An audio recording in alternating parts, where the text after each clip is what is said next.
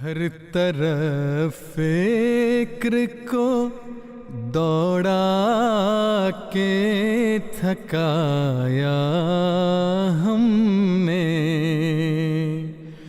कोई दीदी ने मोहम्मद सा न पाया हमने।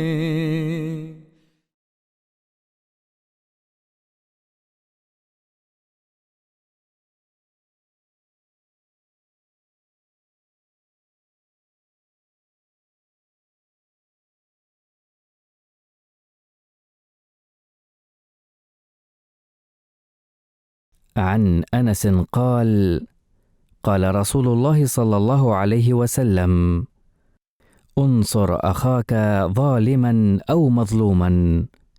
قالوا: يا رسول الله، هذا ننصره مظلوما، فكيف ننصره ظالما؟ قال: تأخذ فوق يديه. Anas, qu'Allah soit satisfait de lui, rapporte que le saint prophète, que la paix et les bénédictions d'Allah soient sur lui, a déclaré: aide ton frère, qu'il soit oppresseur ou oppressé. Les compagnons demandèrent: ô messager d'Allah, nous comprenons le secours que nous devons apporter s'il est oppressé, mais comment l'aider s'il est oppresseur? Le prophète répondit en retenant sa main.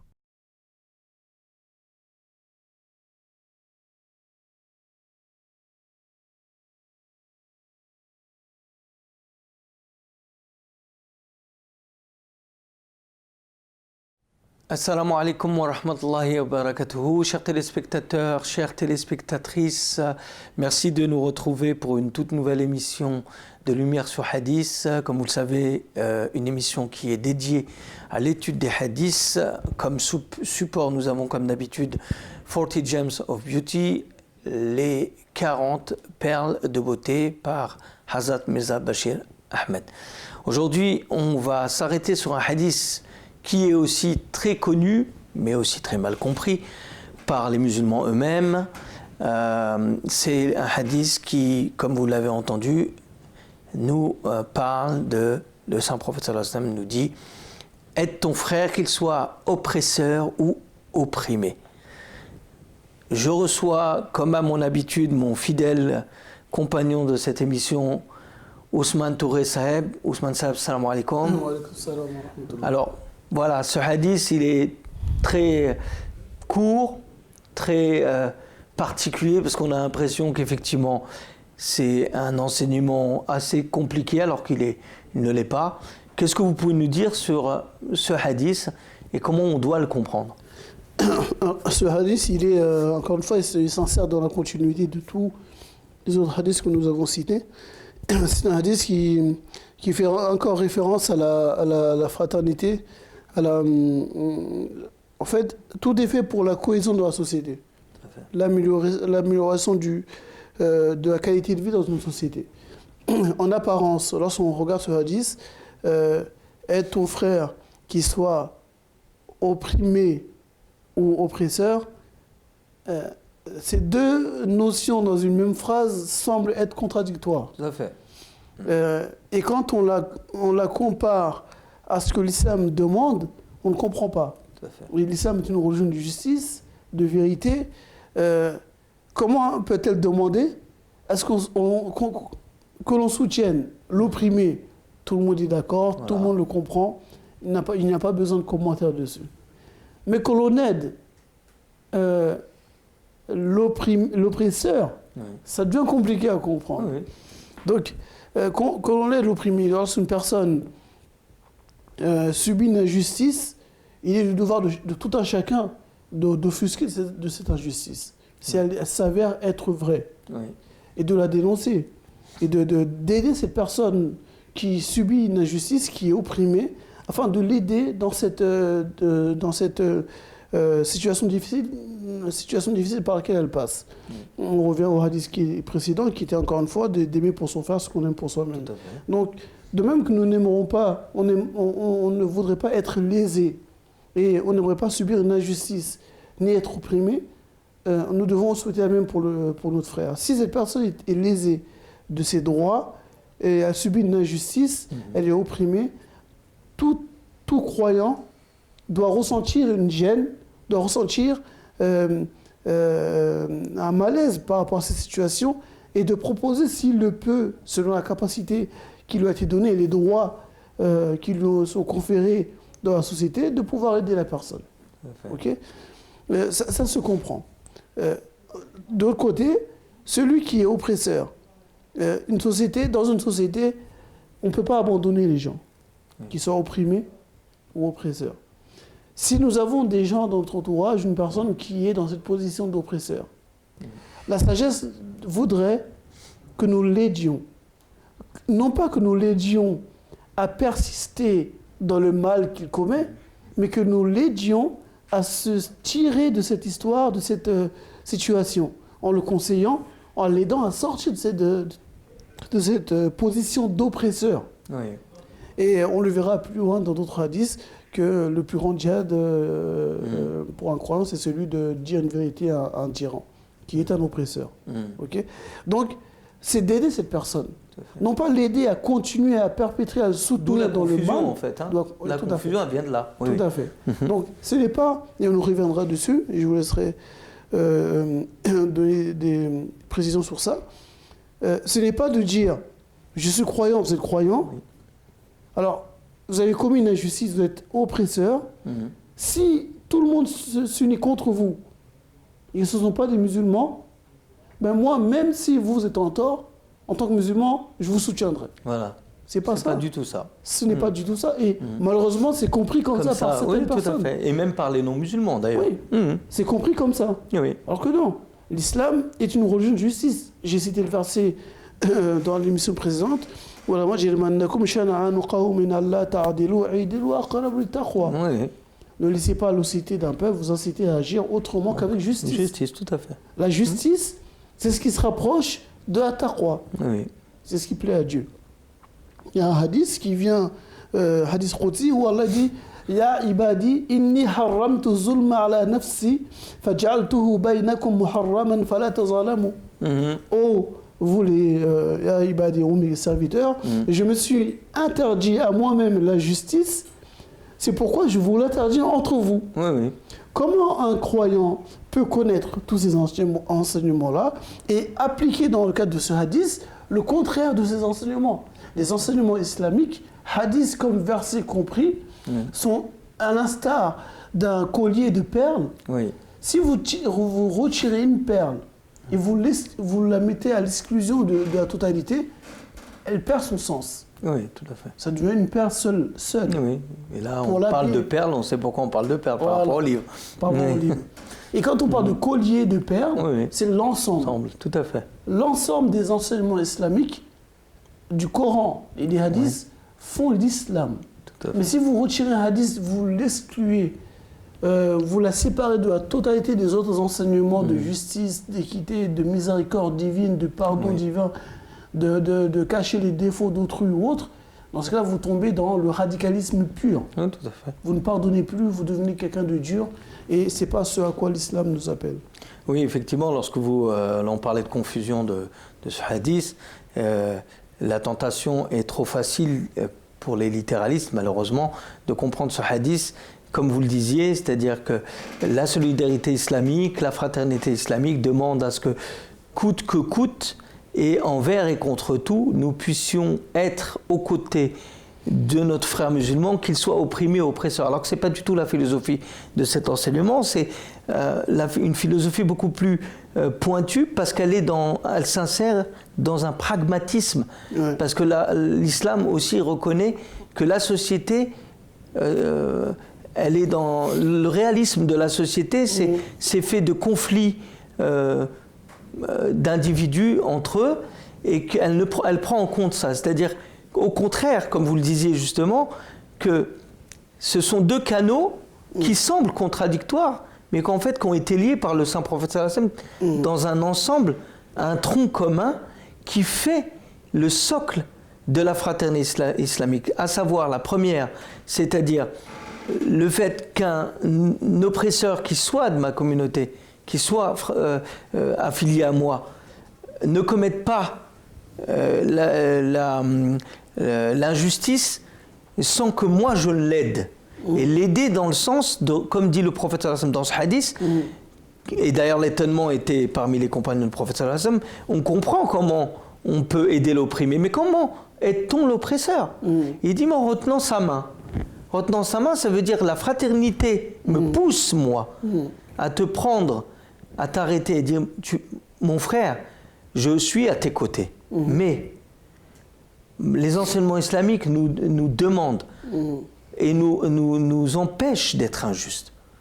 Donc, je le retiens et je le prends comme un frère en le dissuadant de cette injustice qu'il ne commettra pas. Il n'est pas possible pour un musulman qui s'insère dans cette philosophie-là de se dire je vais aider mon frère qu'il soit oppresseur et opprimé, et un étranger, je vais laisser, je suis libre de laisser mon frère agir avec lui comme il veut, de manière injuste et lui faire du tort. Pas du tout. Au contraire, si je vois ce mal, par considération aussi pour cet étranger, je dois arrêter mon frère pour lui dire qu'au nom de cette fraternité islamique, mon frère, je t'en conjure, arrête. L'islam nous interdit d'être injuste envers autrui. Donc c'est dans cette logique qu'on aide son frère, mais en aucun cas le musulman ne perd le droit à être aidé, le prophète sallallahu alayhi wa sallam nous dit ici. C'est pas parce qu'il est oppresseur qu'il perd le droit à la fraternité, à qu'on tende vers cette fraternité. Au contraire, c'est en l'empêchant de commettre ce mal, en faisant appel à cette fraternité, en disant que l'islam nous interdit d'agir de cette manière-là. Donc je t'en conjure, mon frère, je suis obligé de te retenir la main pour qu'elle ne cause pas de tort au nom de cette même fraternité-là. Et là on voit qu'il y a une cohérence. C'est-à-dire on a respecté aussi les droits d'autrui dans cette perspective-là. Tout à fait. On voit dans l'enseignement en question, dans le livre, l'auteur fait référence à différents points qui sont pris dans ce hadith. Il dit le premier point, c'est que le hadith, ce qui ressort du hadith, c'est que un frère mérite de l'aide dans tous les cas. Voilà. Dans tous les cas, il mérite de l'aide. Voilà. Il ne faut pas que la société mette une personne au banc, qu'on mette au banc de la société des personnes, soi-disant parce que ces personnes ne vont pas dans le sens de ce que nous voulons, de l'ostraciser. Il dit, deuxième chose, c'est l'injustice doit être combattue dans tous les cas. C'est une réalité. Et un troisième point qu'il dit, qui est très intéressant, qui est le fait que ces hautes valeurs morales et d'éthique enseignées par le saint prophète Mohammed sallallahu alayhi wa sallam il y a 1400 ans, dans le désert d'Arabie, a permis à la nation musulmane de dominer le monde. Tout à fait. Et une parole donnée est une parole donnée, et on ne la trahit pas derrière. Tout à fait. Cette question de justice a guidé la communauté musulmane pendant des siècles. Et elle a été le moteur de la grandeur de l'islam, du rayonnement de l'islam, du prestige de l'islam dans le monde. Et c'est un enseignement que les nations d'aujourd'hui qui se disent être des nations progressistes, telles que l'Europe, les États-Unis ou autres, ne sont pas à la hauteur de cela. Car aujourd'hui, quand on parle de géopolitique, quand on voit le désordre qui est créé dans le monde et qu'on cherche les sources, les racines de cette chose, c'est l'injustice. C'est l'injustice dont on a parlé dans les émissions précédentes, qui est que celui qui est oppresseur, rien n'est fait véritablement pour le conseiller, pour l'amener à abandonner son injustice, son oppression, afin d'aider l'opprimé. Mais en coulisses, ceux qui ouvertement sont là pour aider les opprimés soutiennent l'oppresseur. Ce qui pose un gros souci. Le pays en question, la nation en question ne connaît pas la paix. Elle est dans une guerre incessante. Il suffit de lire les livres qui ont été faits dessus. Ce n'est pas du complotisme, comme aujourd'hui, chaque chose que vous dites qui ne va pas dans le sens de ce qu'on veut qu'on accepte est considéré comme du complotisme. Mais c'est une réalité aujourd'hui que la politique amène ce genre de choses d'injustice. Et l'islam n'est pas une religion à proprement dit politique. Son but, c'est d'amener les hommes, individuellement, à adopter les comportements de justice, d'équité, de vérité, et à une plus grande échelle, d'adopter le même comportement à l'égard des autres nations, des voisins. Nous devons aider les opprimés, quelle que soit la couleur, la langue, la religion, l'État en question. Le professeur m'a mis l'accent sur le droit du voisin. On y viendra dans des hadiths beaucoup plus loin que nous commenterons. Le droit du voisin, l'importance du voisin. Et tous les enseignements que nous adoptons au niveau individuel, qui concernent l'individu, elles s'appliquent au niveau étatique. Voilà. Les nations entre les nations, les nations entre elles, les pays entre elles, les tribus entre elles. Pas d'injustice. La base de tous ces hadiths que nous venons de dire, c'est combattre l'injustice, l'iniquité. Tout à fait. Et ça m'amène aussi à ce constat aussi dans la société moderne où on voit que dans certaines affaires malheureuses, où on parlait d'opprimeurs, où ce hadith-là prend toute sa valeur, où on voit que malheureusement, surtout par l'intermédiaire des médias, dans certaines affaires judiciaires, soit dans des cas de meurtre malheureusement ou dans des cas de problématiques liées à des abus de tout ordre, on a une vision où on ramène le téléspectateur ou les personnes qui vont entendre parler de ces affaires-là à une vision statique où on va tout de suite condamner l'action sans même savoir quels sont les tenants et les aboutissants de cette action-là pour l'arrêter. Et donc là, si on met en valeur ce hadith, on comprendra qu'au lieu d'être spectateur de la chose, la société doit être un acteur pour arrêter cette chose à la racine. Donc, et c'est là, au nom de cette fraternité, que le musulman ne doit pas tomber dans ce piège. Ou lorsqu'il entend une chose, parce qu'il y a plein de choses, quand on parlait du hadith qui, si tu ne peux pas l'arrêter de ta main, arrête-le par ta parole, et si ce n'est par le cœur. Tout ça, on l'a dit, et ça va dans la même lignée. Dans le sens où, in fine, nous devons être des acteurs pour empêcher l'injustice. C'est-à-dire pas être des acteurs où on va dire, on va tout de suite juger. Oui, il a fait le mal, il a condamné, etc. Mais qu'est-ce qui a amené à cela? Est-ce qu'on ne peut pas rectifier le tir pour, de cet exemple-là, faire en sorte que ça ne se reproduise plus? Comment on en est arrivé là? Et au lieu de cela, on a malheureusement dans certaines affaires même des cas d'agression dans le métro où les gens sont complètement dans une léthargie où les gens n'aident plus personne. Oui. Et on n'est plus non seulement plus dans la retenue, alors je parle d'un côté, ça c'est du côté des agresseurs, où on en arrive malheureusement même dans des cas extrêmes où pour le simple fait d'avoir bousculé une personne dans le RER, dans le train, on arrive à une personne décédée juste pour le fait d'avoir été bousculé.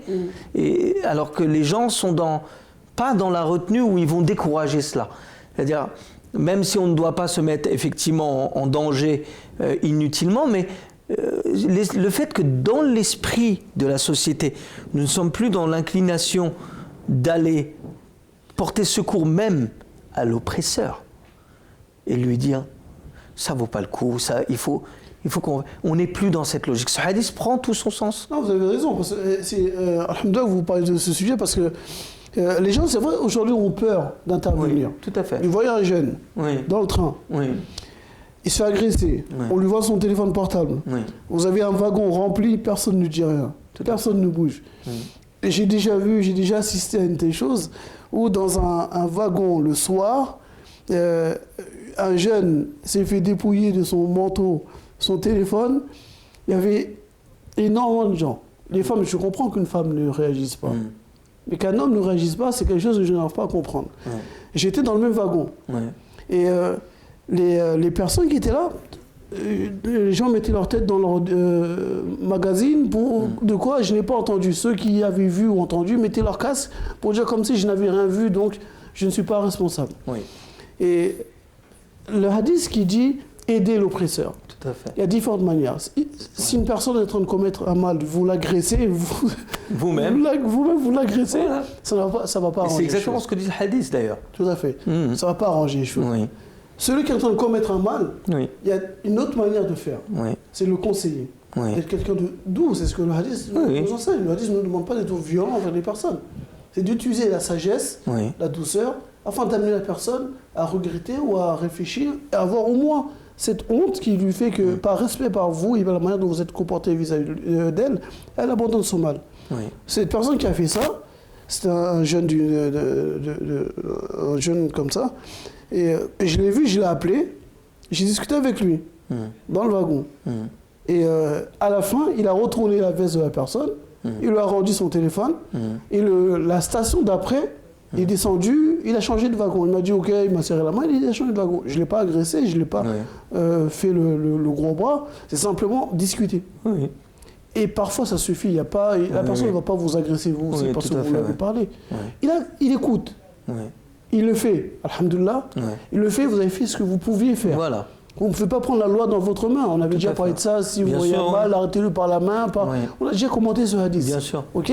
Donc, je peux agir dans la limite de ce que la loi me permet.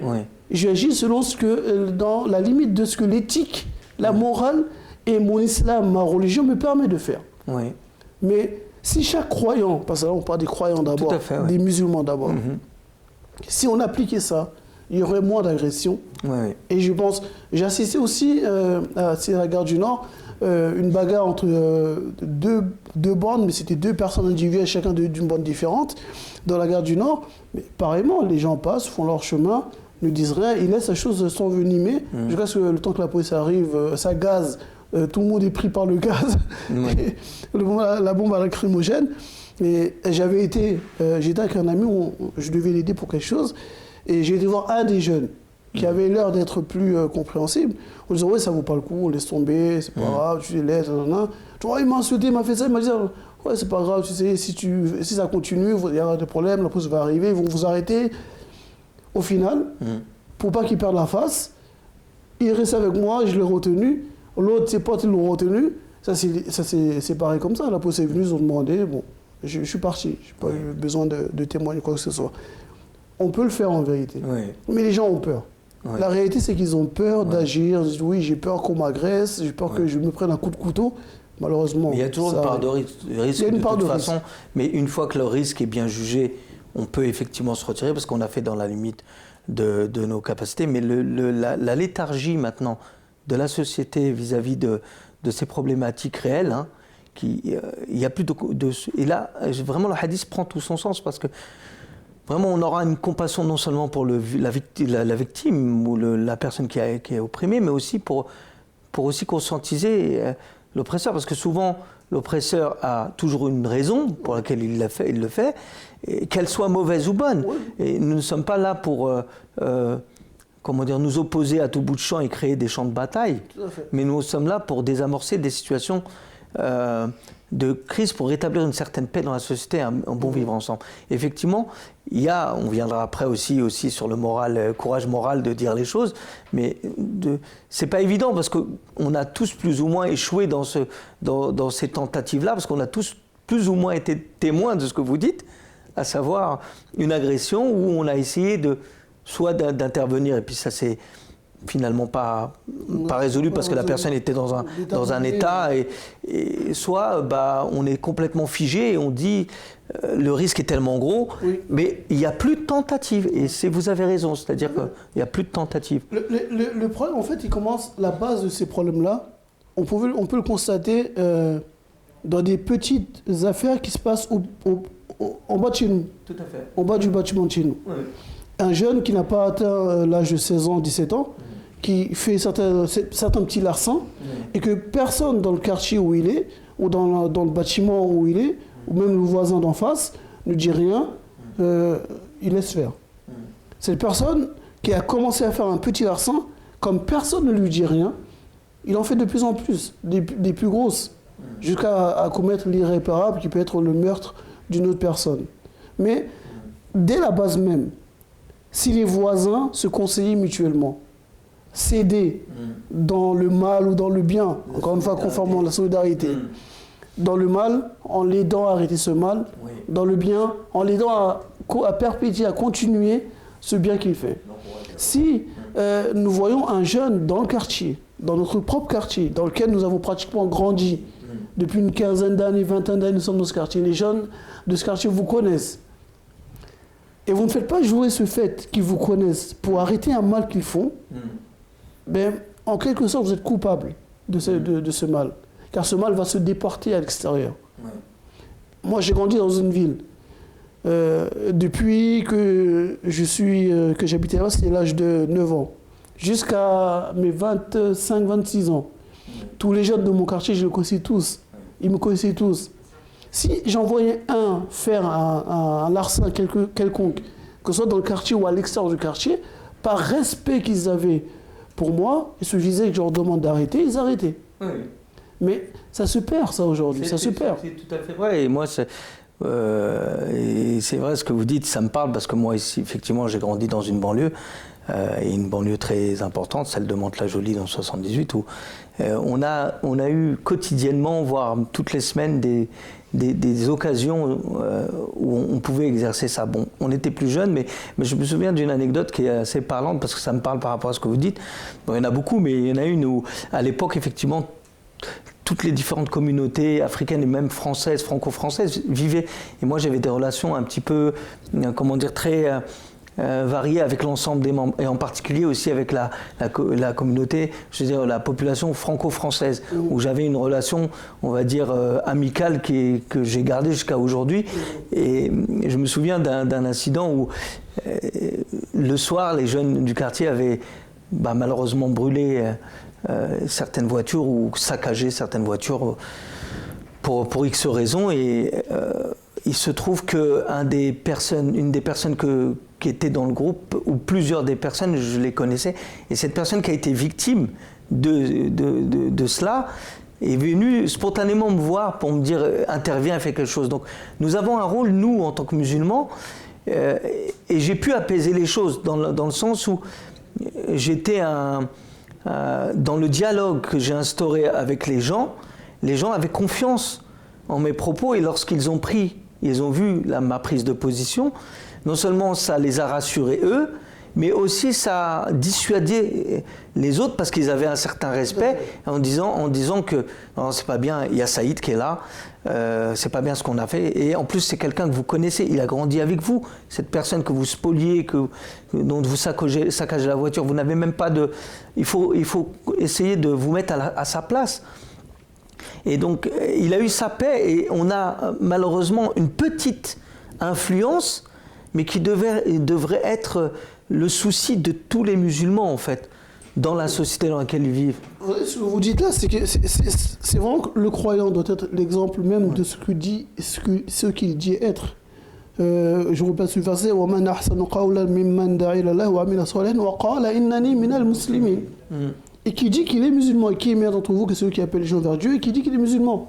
Si vous avez cette habitude, non pas de saouler les gens, il ne suffit pas de prendre une voiture avec 15 personnes, d'arriver dans un quartier, venez, fils là, on va aller à la mosquée, on va rester 15 jours ensemble, et après les 15 jours, ils retournent dans leur travers. C'est pas ça. Oui. Si vous instaurez un climat de confiance, de relation avec ces personnes, de grands frères, d'éducateurs, de conseillers, d'orientation aussi, pour eux, ces personnes-là, quel que soit le mal qu'ils font, quand vous allez leur parler, ils vont l'abandonner.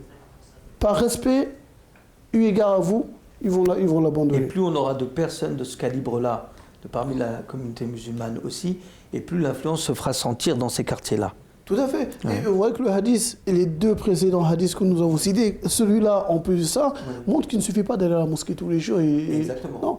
Tout à fait. Si vous allez à la mosquée tous les jours, vous passez devant un larcin qui est commis par votre propre fils, qui est dans un groupe sûrement, et vous ne dites rien, vous continuez à aller à la mosquée, vous rentrez maison, mosquée, vous avez des jeunes en bas de chez vous, vous faites de rien, vous participez au mal. Et comme je disais dans l'émission précédente qu'on avait faite, le prophète il dit, est-ce que tu veux le paradis? Dans ce cas-là, aime pour ton frère ce que tu aimes pour toi-même. Et ces hadiths rentrent tous dedans. Vous voyez une personne qui commet un mal, l'oppresseur et l'opprimé, aidez l'opprimé et aidez l'oppresseur. C'est le devoir du croyant. Je vais à la mosquée, je vais prier à la mosquée tous les jours, j'enseigne à des gens à la mosquée. Je dois être un médiateur dans le quartier, dans la ville où je suis. Je dois être un intermédiaire entre les autorités de la ville et les jeunes du quartier. Dans les conflits entre les voisins, il faut que les personnes aient confiance en moi, que je puisse apaiser les choses. L'entraide. Mais je vous remercie, le sujet est vraiment très très intéressant encore une fois. Et je vous remercie de nous avoir suivis encore une fois pour Lumière sur Hadith. Nous nous retrouvons pour une prochaine émission. Je vous rappelle l'adresse email à laquelle vous pouvez envoyer vos questions ou vos commentaires. hadith avec un s @mtafrance.tv. On se retrouve pour une nouvelle émission prochainement. Jazakumullah ahsan al-jaza. Assalamu alaikum wa rahmatullahi wa barakatuh.